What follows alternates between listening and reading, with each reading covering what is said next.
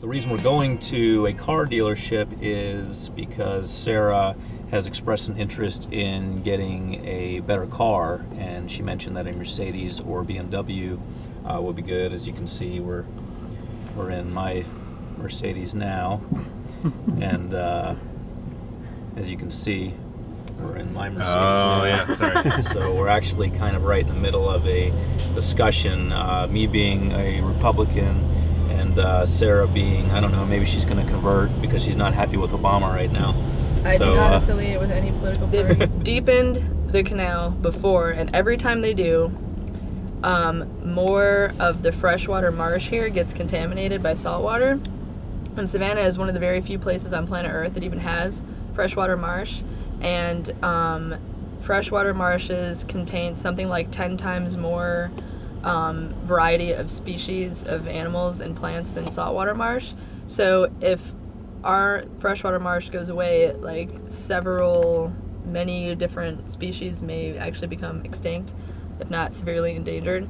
And if nobody cares about that, even if you're like, who cares about the animals and the delicate balance of our ecosystem on our home of planet Earth, even if you don't care about that, it may also contaminate our drinking water, because the Florida aquifer is what we use here in Savannah, and I'm not sure how wide that goes, but it's a pretty big area that gets their drinking water from the Florida aquifer. So if suddenly that's full of salt water, guess what? We don't have any freaking drinking water. So I don't understand how that could even be on the table as a possibility, because I really think that like more crap from China is not exactly necessary. Like, I mean, I guess the whole thing is just based on greed, because that's the only thing they want. They want the Super Panamax boats to be able to come through Savannah, which are just like bigger container ships. They're even bigger than the giant ones that we already have, and they're all full of, you know, crap from China, crap you buy at Walmart, whatever, crap no one needs. And, you know, so they want even bigger boats with even more crap to come through at the price of our drinking water. And so I just don't understand that, and I think it's ridiculous. Well, I hate to sound like an uninformed American, but I think in this case that's what I am. I don't know anything about what Sarah just said, but I am interested in learning. I'm actually not interested in learning more, but I thought I would say that since we're filming this. I actually have no interest in it whatsoever, and I do trust that everything will work out. But I think that in the bigger picture of Sarah's mind, in the greater landscape of it, that she strongly associates with the underdog, with you know, the little guy who's being picked on and is helpless and can't, you know, do anything. So here's, you know, the little guy, and here's the, you know, potentially evil government crushing the little guy. Is that underdog most of my life, like in high school and stuff and whatever? Like, I was always the little guy and I always got picked on. But yeah, I definitely have that thing, like with, yeah, I guess that sums it up pretty good. But I trust that we've got some people who live on the planet with us, who are in the government. Those are the people making the decisions, so they're not going to do things that, you know, wipe us out or cause widespread disease or anything like that that's bad for population of the planet as a whole, because they live on this planet, and so do their children, and so will their grandchildren and their great-grandchildren and their relatives and their friends. I mean, these are people. The government is just made up of people just like us.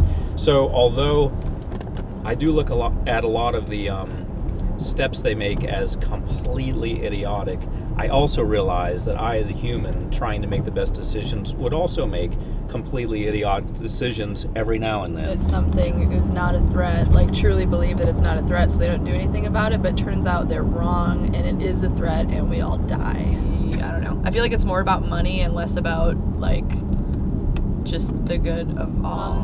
Why don't you care about animals? With the exception of my next door neighbor's dog, which barks incessantly when they let it outside. It just barks at the air, and they bark at me if I try to go in my backyard. I'm not allowed in my backyard. The dog will bark at me. So with the exception of that one dog in the entire universe, I actually love animals. I think animals are great.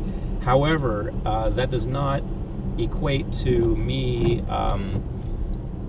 trying to step in and tell the government that they're doing something wrong or incorrect, because I don't know all the facts. And I could become a person who knows all the facts, which I feel that you are or are becoming. Oh, I don't know all the facts, definitely not. But I have a lot of problems with like fear. Jonathan used to get on me about this all the time. He'd be, I get myself all worked up and like, oh, like, whenever we'd watch a movie together, I would always say, if he wanted to pick it out, I'd always say, Jonathan, okay, but no baby killing movies. Because he'd always want to watch like, Hotel Rwanda or like some like horrible like documentary on some like atrocity toward humanity and I would be like, a mess by the end and like in tears and like suicidal, and he'd be like, wow, yeah, that sucks, but he just could do, and I'm like, how can you watch that? Like, how can you like deal with the fact that's going on? Like, I can't take it. Like, I can't, I'm getting like worked up right now just thinking about it. Like, I just can't.